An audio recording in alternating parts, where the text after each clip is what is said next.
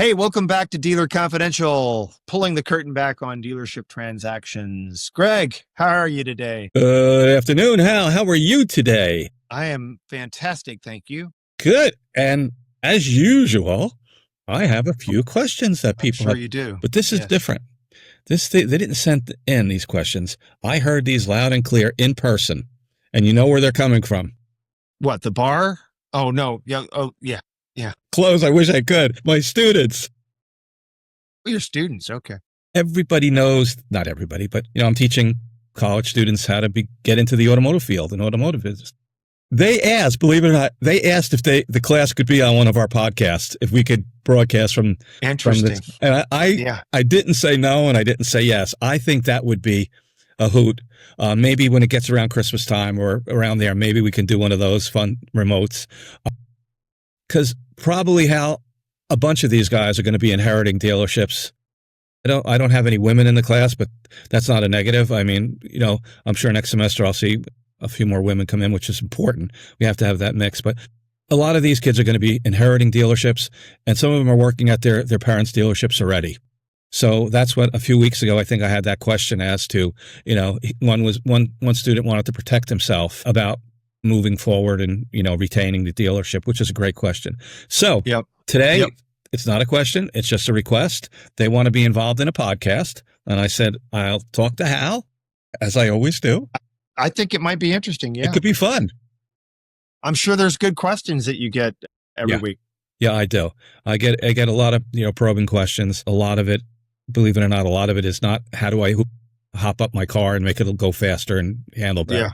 Some of those are questions too. But okay, so let's jump back into, we're going to be selling a franchise. Part one, Hal, if you can give us a brief overview as to what we did last week in part one, and then we'll jump into part two. Again, this is one of the most interesting aspects of what we do as brokers, business brokers, is evaluating and marketing and finally, hopefully, selling, and me finally, hopefully, buying. Okay, so here we go. Yep. So real quick, we started with the dealer's goal setting, transition plan, preparation of the store for sale, talked a little bit about succession planning. They share documents. I do a kind of a confidential, no obligation consultation on valuation ranges. We get some input from them on how they want to market, covert, overt. You want to be kind of off market or on market. We go off and develop some, if they want to go forward, we sign an engagement agreement and we develop materials. We develop a teaser, which describes the offering, but not the location or the geography. And then we also do a CIM, a confidential information memorandum, a business prospectus that tells the story of the dealership, the history, the value drivers. It rationalizes the price. It shows pictures. And importantly, it has lender pre-qualification letters, financing letters that the seller and the buyer can use to get the deal funded if it gets to that point. We market, and now we're back to kind of where we ended the last one. We're now putting our network to work. We are in the automotive news if the dealer wants us to be. And we're socializing this offering amongst the publications and the network that we've developed over 80 combined years. Yeah, easily. One thing I just want to very quickly note that when you're thinking about all this, think about a marketing budget, and we'll tell you what we think your marketing budget should be for this. Because Hal just mentioned, we may bring you into automotive news. We may bring you into other avenues. We may do a direct mail campaign. We may do an e-blast campaign. We may do a social media campaign. We do a lot of things. So we're going to give you an idea of budgeting, what you should budget, depending a lot on the location of your store. And number two, the franchise. And number three, how big a store is it? So we're going to be talking about marketing this thing, as Hal just said, and what it's going to require to market it properly. And we do it right. So we're back in. Okay, Hal, take it from there. New so stuff. We're out there, and then we need to talk, and we have talked about this, but it's very important, the qualification of the buyers, right? Operational qualifications, financial qualifications. And we do that asking lots of questions. And we don't want to waste anybody's time, especially ours or the sellers, or the buyers for that matter. Because look, time is a finite resource. So we want to understand how the buyer has been in the business, what positions he's held, what brands, and we also want to get into the performance data because the OEM is going to get into the performance data, sales effectiveness or market share, CSI, working capital, and then just character, community, business reputation follows you around, right? So those four things are really what the OEM will look for. We'll be asking those questions because we'll want to know maybe some sensitive areas like bankruptcies and felonies and the like, because again, we want to try to not waste anybody's time. Yeah. We'll also be asking, I'm sorry, go ahead. And let's just stay on that for just a half a second. Extremely important. Hal and I will do the research first. Honesty is absolutely pivotal here. Complete, naked honesty. That's what you have to be with us, because we cannot jeopardize your relationship, the seller's relationship, or more importantly, the OEM, if we bring him information that is not accurate. So we are really going to be looking into that. So make sure you have your financials, obviously, your personals, as Hal just mentioned. If you've done some things that you shouldn't have done, everything, you have to be honest with us. We can't get flat-footed in the middle of a presentation or in the middle of a documentation. Okay. Yeah. And a lot of that's going to be in the profile we talked about last episode, and the profile will go out and we need to have that filled out correctly, honestly, and in a timely fashion. Yeah. Yeah.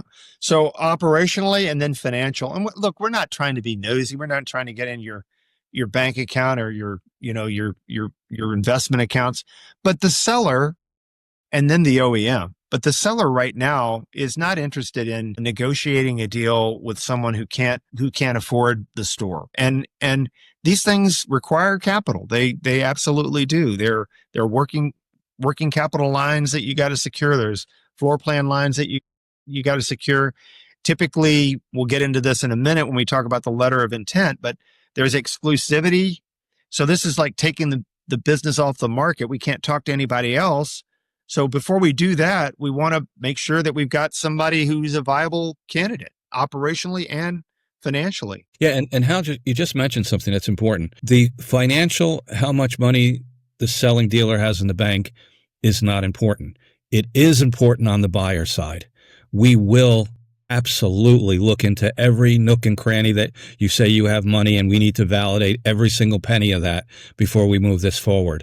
So unlike the seller side, buyer side, we will look into that. I promise you. So get your house in order. Yeah. And it's not just, well, I've got enough, it says in the back that the bank pre-qualified me for the loan for, 10%, $500,000. That's just to get the bank loan. Now we got to talk about the working capital of the dealership. And most OEMs are requiring a 1-to-1 debt to equity ratio. So if the working capital, and we'll talk about this in a minute when we talk about the OEM application, but if the working capital requirement's $1 million, that's another $500,000 that you need. Plus they make you capitalize the goodwill that you paid 50-50. So, it could be a $2 million need to show $2 million of unencumbered funds. You may not need to invest $2 million, but you may have to show $2 million to get the OEM's attention on the application. Okay, let's talk about, you promised, LOI. Yeah, letter of intent. So this is a non-binding expression of interest.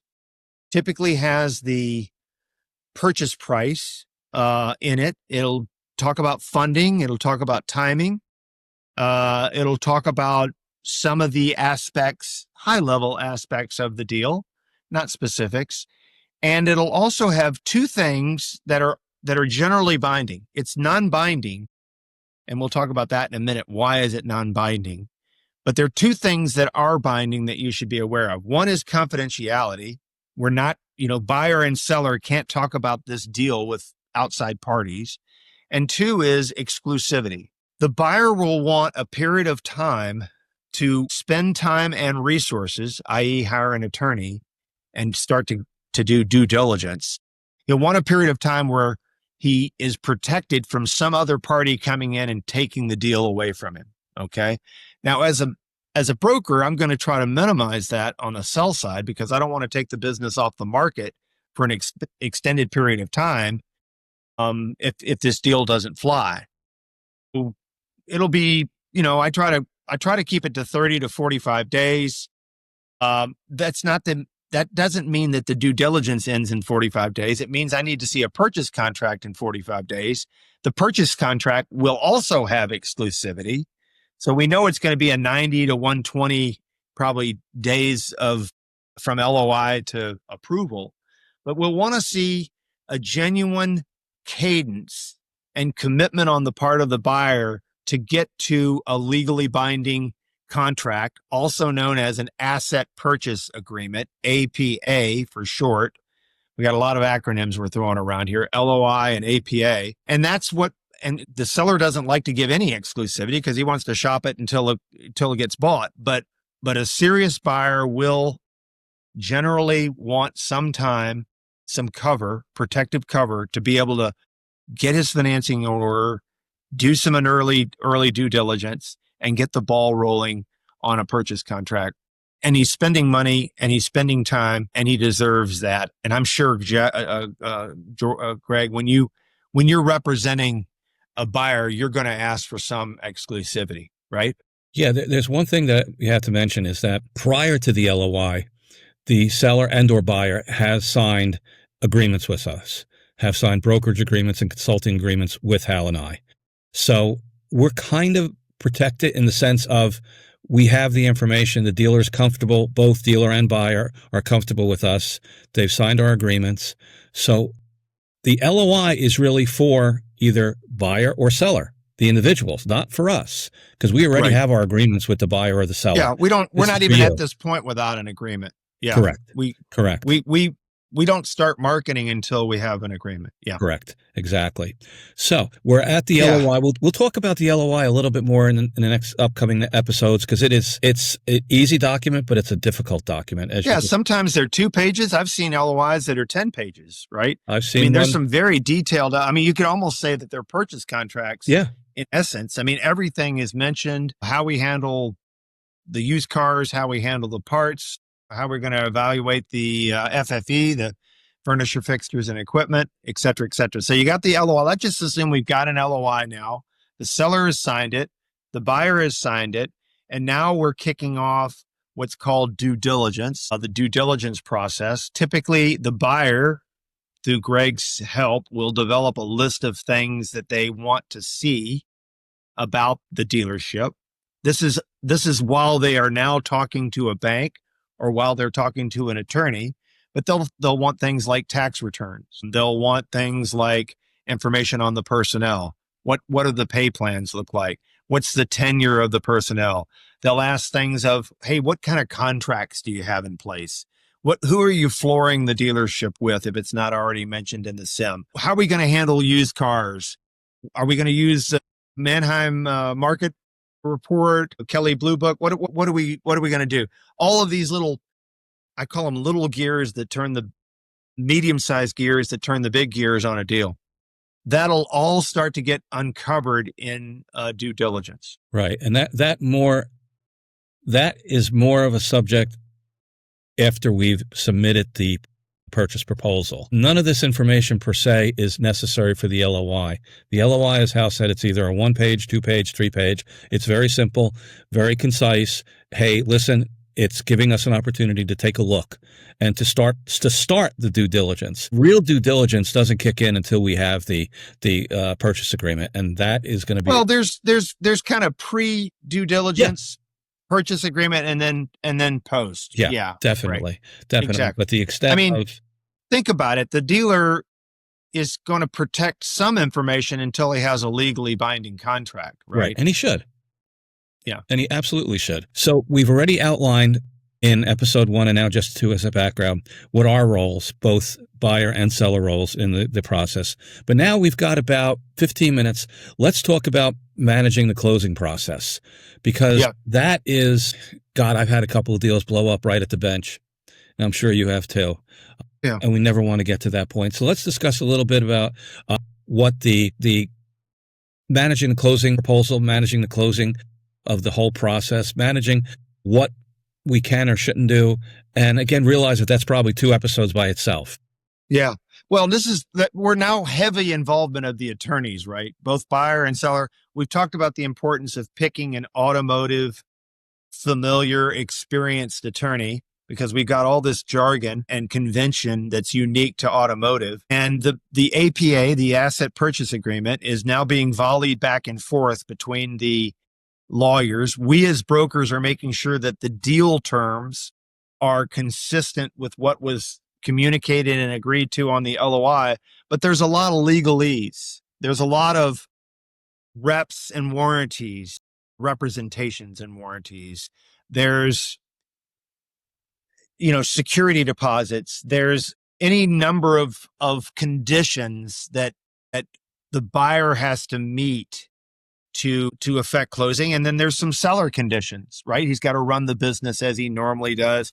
He can't make any significant investments without conferring with the buyer. He can't give all of his people $100,000 pay raises after the APA has been. I mean, there's just some things that you have to do and not do to get this thing to the closing table. So the attorneys are volleying this back and forth. There's red lines going back and forth. And when those get finished, then the contract gets executed.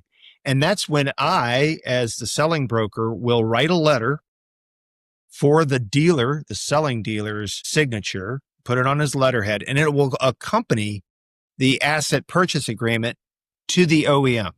It will, and we haven't gotten to closing yet. So we'll talk about that in a minute. We go to the OEM for applicant processing before we close. Okay.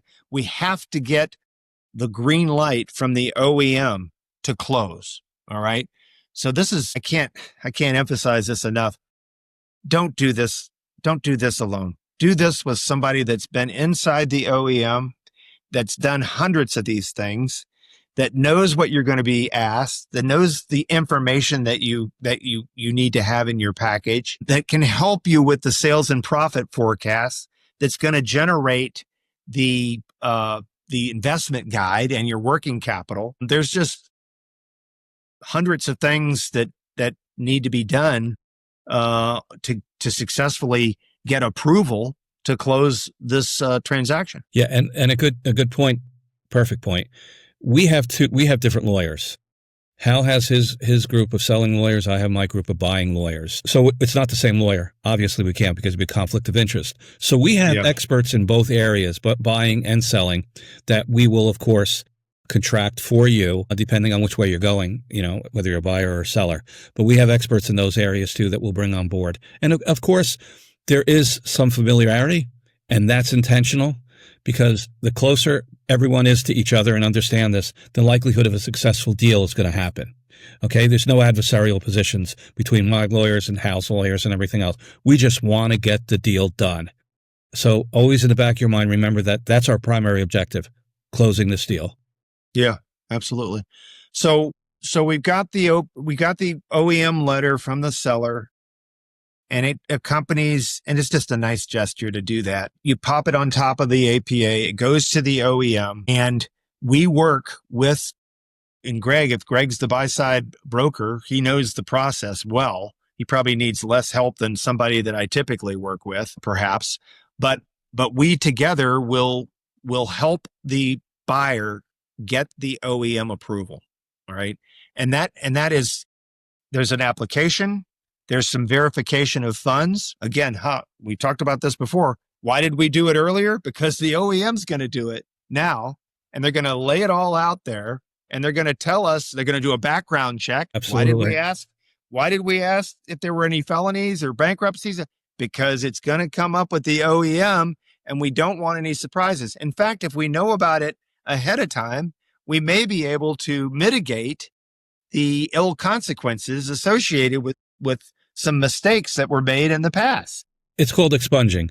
So we may be able to prove that something went wrong somewhere along the line, and no fault of yours, and it was there, and it was expunged. So you got to show us that, and we'll show the manufacturer that. And that is the get out of jail, literally, card, because something happened, it was corrected, it was fixed, And now the OEM needs to know that.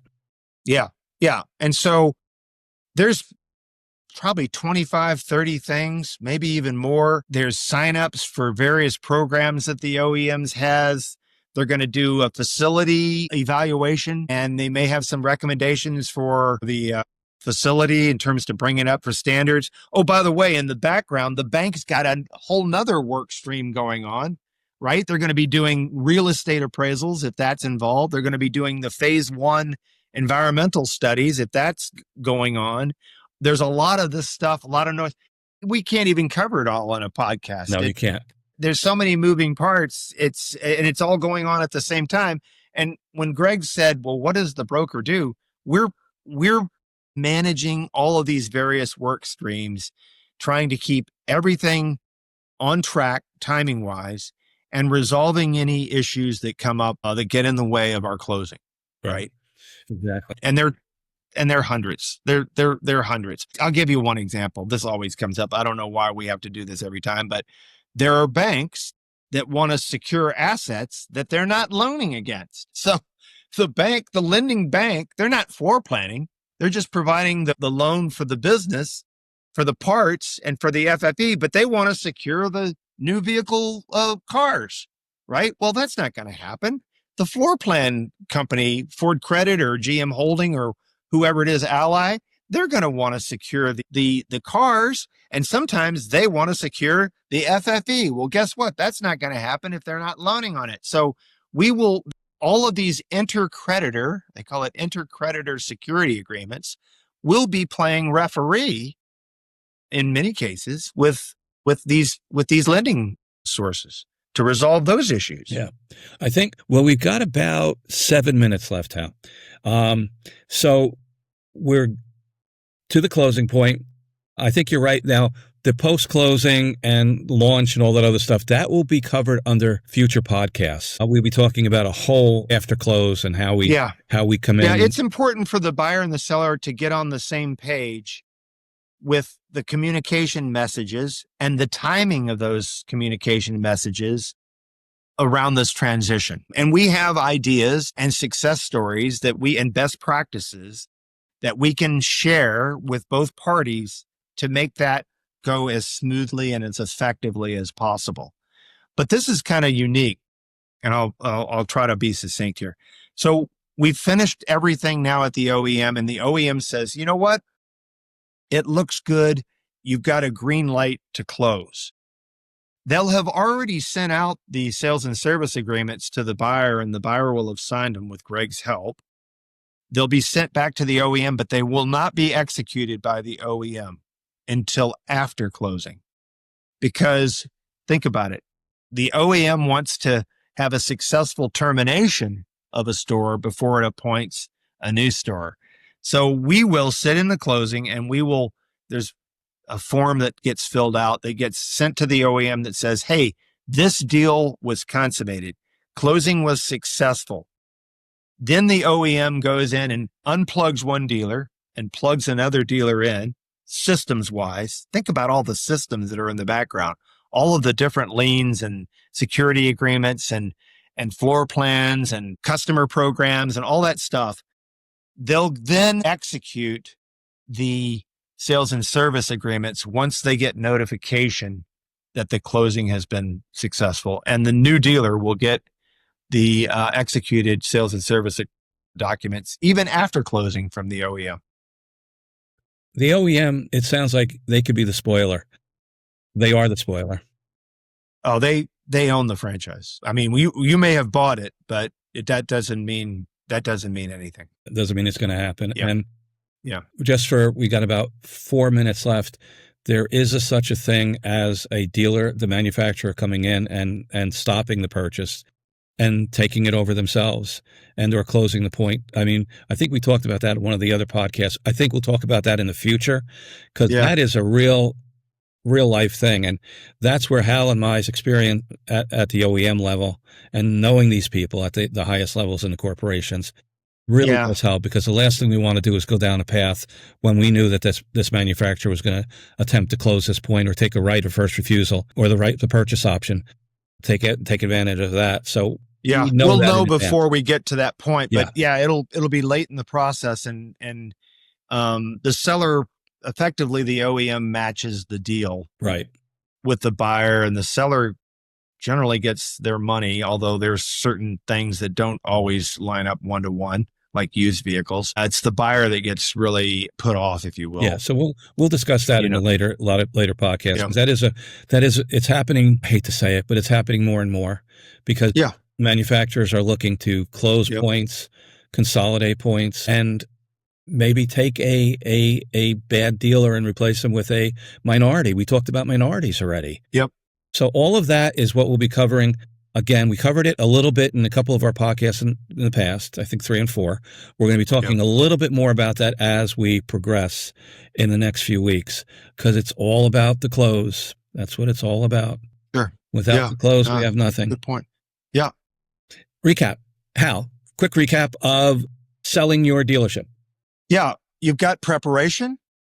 You've got what I'll call prospectus, the marketing materials. You've got the qualifying.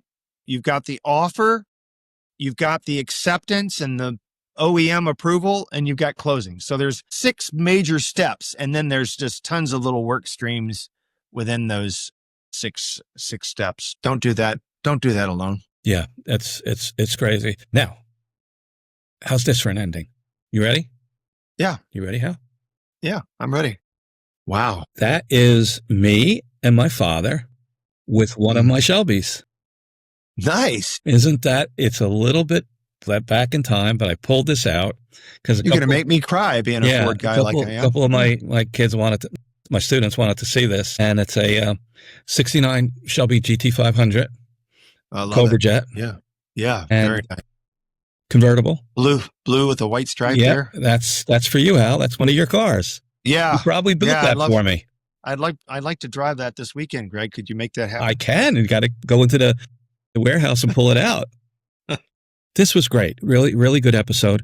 Okay, let's do the close. The close is our typical close. www.dealerconfidentialpodcast.com. We want you to go to that. It's our landing page, our site, and we want you to take a look at all our podcasts. But before you do that, we're going to ask you to sign up for our confidential Hal's white paper. We're going to ask you to sign up for our email, our e-blast. And we're asking you, as Hal mentioned in the last episode, we want you to become part of the program. We're going to have, right? What are we going to have in the next few weeks, Hal? Well, you know what? The next one is going to be the audience questions. We're going to do a whole podcast on just questions from the audience. So go on that landing page, get your question in there, and also let us know if you want to be on the podcast. We'd love to share your story if it's relevant, and tell us about yourself and call us. You got our emails and phone numbers, I think, on that, and you become part of the family, like Greg likes to say. Absolutely, and we look forward to that, and that will be happening in the next few weeks. Next week, we'll get a podcast, and Thanksgiving we'll probably get one out too before Thanksgiving for the holiday, maybe. Yeah, if not right after. But we'll do the questions. I think it's time to take a break from us and focus on whatever's on the minds of the audience. That's a great point. Okay, we did it. Another episode, 30 minutes in the box. 30 minutes. Thank you, everybody. Greg. All right. DealerConfidentialPodcast.com. Sign up. You got to see Hal's white paper this month. It's spectacular. Just spectacular. Pulling the curtain back on dealership transactions. He pulled the curtain back on a lot of things in his white paper this month. So sounds good. We'll get you access to that as soon as you sign up. Thanks, everyone. Thanks, Greg. All right, buddy. Take care. Take care. You bet.